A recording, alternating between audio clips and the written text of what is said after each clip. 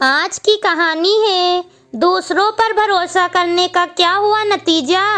कहानी पसंद आए तो कहानी को लाइक और चैनल को सब्सक्राइब जरूर करें।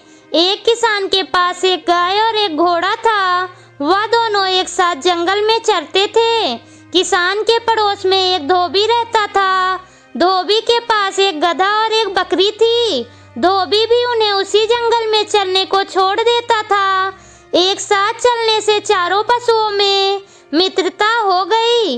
वह साथ ही जंगल में आते और शाम को एक साथ जंगल से चले जाते थे। उस जंगल में एक खरगोश भी रहता था।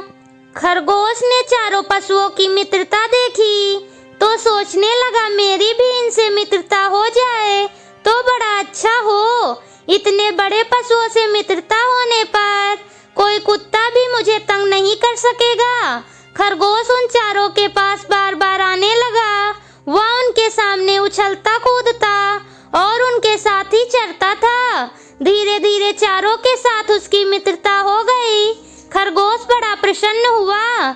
उसने समझा कि कुत्तों का भय दूर हो गया।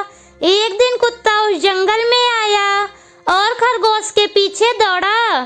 खरगोश भागा भागा गाय के पास गया और बोला, गौ माता, या कुत्ता बड़ा दुष्ट है, या मुझे मारने आया है।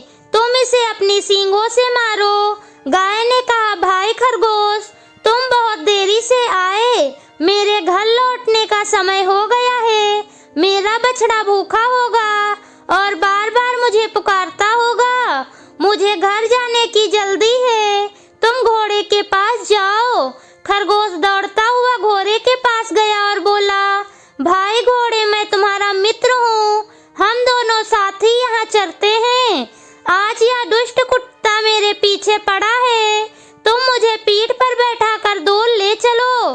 घोड़े ने कहा, तुम्हारी बात तो ठीक है, किंतु मुझे बैठना नहीं आता। मैं तो खड़े खड़े ही सोता हूँ। तुम मेरी पीठ पर चढ़ोगे कैसे?